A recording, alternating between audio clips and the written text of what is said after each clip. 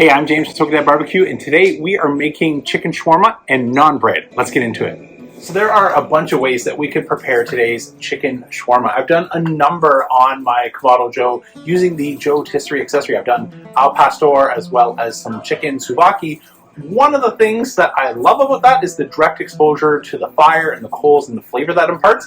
One of the challenges with anything spinning on the rotisserie, though, is sometimes we lose a couple sailors along the way, and some of that chicken or pork or whatever we've done directly over the fire falls off into the fire. And while maybe that's a good thing for the flavor and the aroma, for the pitmaster, we lose a little bit of our protein in the process. So today I'm going to be trying out the Trompo King shawarma accessory from fogocharcoal.com. They sent this to me a while ago to do a bit of a test, but I've just not had an opportunity or found a good use yet inside my Kamado because I love that direct exposure to the fire. But I think inside of our pizza oven, it's actually going to do a bit of the trick. We're going to be able to place our chicken nice and close to the coal bed, spin that around every 15 minutes, take advantage of the wood fire, but not lose anything to the hot fire down below. So I think this is going to be a win-win. Plus, since we've got the pizza oven fired up, we might as well do some naan bread while we're at it. Now, if you were following along using your Kamado Joe or Big Green Egg, the way that I would do this is still use your rotisserie, even though we'll lose a little bit of chicken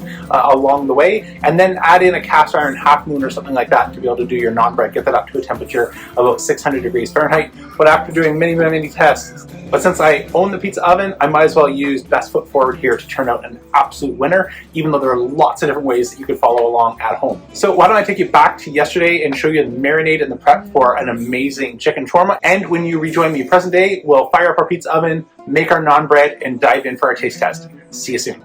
All right, let's get our shawarma ready for tomorrow. First thing I'm going to do is actually get just a little bit of salt onto our chicken while we're prepping everything else. This is Diamond Crystal Kosher salt. We'll flip and season both sides.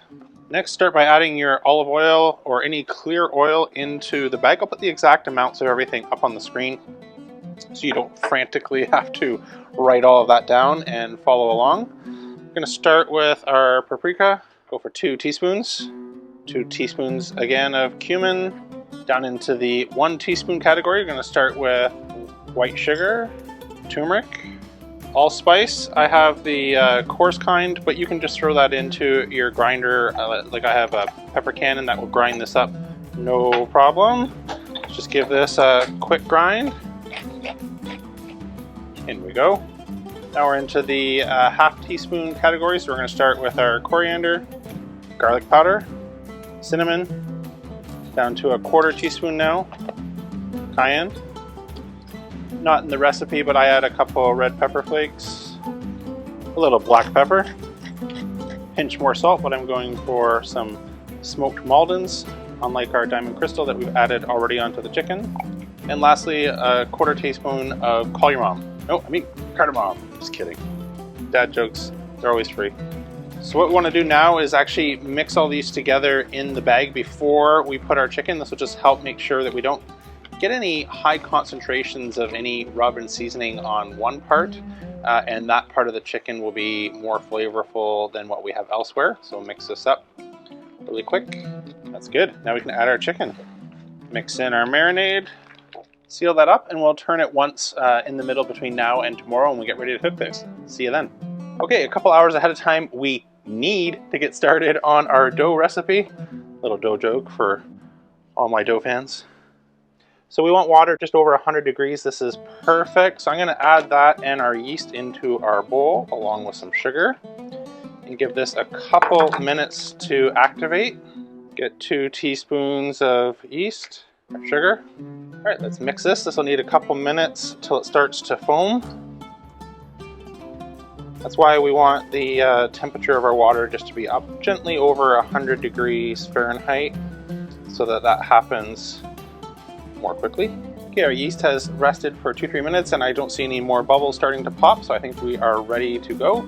Let's add our oil. I'll put the exact measurements of everything, the recipe that we are following today down in the description below, so you don't have to try and pay too close of attention. Now we'll add in our yogurt, egg, salt, 2 cups of flour to start.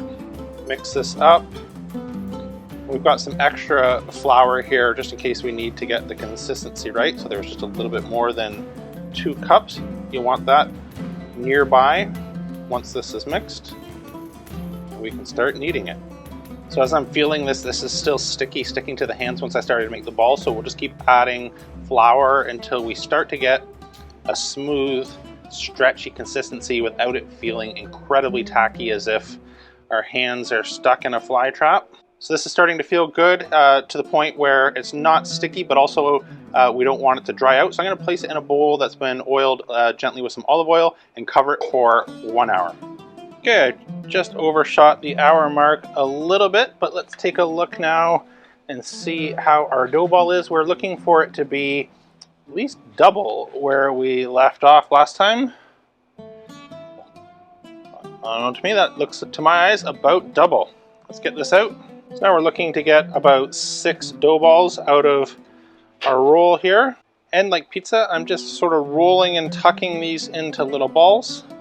And then we are going to cover them with saran wrap. And again, put our blanket back on top until we are ready to get our pizza oven fired up and cook our shawarma. This looks good. Let's wrap these up. The wrap will just help prevent our dough balls from drying out, being exposed to the air, and buy us a little bit more time since we're about an hour away from getting ready for dinner. See you then. Okay, let's get our pizza oven up to temperature. Start by removing the leftover ash from our last cook. Last cook happened to be a delicious lobster curry, by the way, if you didn't see that one. Get a nice clean deck surface so we don't have any of this ash blowing around once we add our shawarma chicken in. And of course, it's always a fortuitous plug opportunity to let you know that I have a save 30%. When you're buying a pizza oven, you can save 30% on this tool set and get free shipping. So now we're going to build a quick heat soak fire in the middle of our oven. I'm using kiln dried birch wood. This is going to turn into a coal bed very quickly and help get our thick 5 inches of insulation up to temperature, as well as get some heat into the surface of our deck. Grab our Glow Laser grill gun, fire this up. Install our door to help trap some of that heat.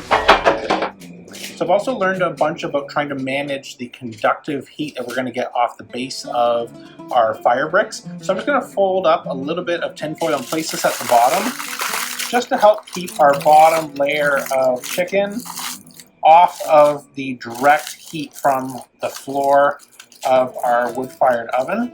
Now we can add our chicken that's been marinating overnight and just place on top over the skewer, just like so. And we'll remove that a little bit later on, but just again, a bit of a foil cap to help manage some of the radiant heat coming off the top of our dome. Let's go get this in.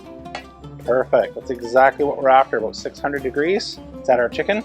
We'll be able to place this towards the coals, and we're gonna spin it about every 15 minutes or so until we reach our desired ending temperature. Okay, I've wrapped our shawarma with just a little bit of foil just to prevent any more charring on the outside. I'm happy with where it's at, but I don't want any more, and we need another 5-10 degrees or so still of our internal temperature.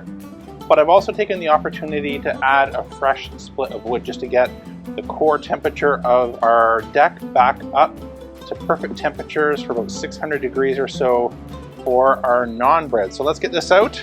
If we were making pizza dough, we wouldn't be using the roller, but for naan bread, we want to get that nice oblong shape. So let's remove our naan from the package.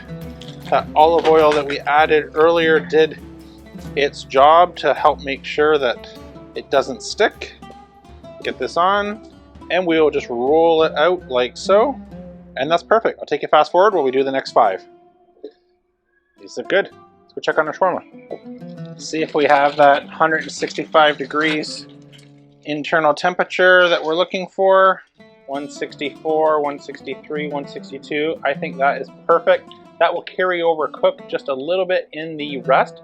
So I think I'll cover this back up, transfer it over to our presentation station, and we can get to work on our naan.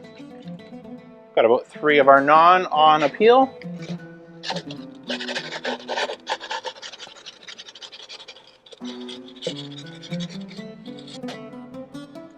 And that's all it takes. All right, let's make up our shawarma. Remove our Trompo spit. Get a couple slices for shawarma. Some garlic sauce, some shawarma, tomatoes, and some onions. That looks good. Cheers. All right, best part, taste test. Cheers. This is one of our favorite things in takeout, and I cannot stress how much better this is if you make it at home. I'm gonna do another bite. That's lights out. I guarantee when I take this inside, there's going to be none of this left. Sorry, the dad jokes, they come to me in the night. So whether you're following along on something like my wood-fired pizza oven from La Piazza, or you're doing this in your Kamado Joe, where I've set it up like a tandoor oven and cooked naan bread directly on the top of the dome, this recipe is a surefire winner. You're gonna wanna check it out.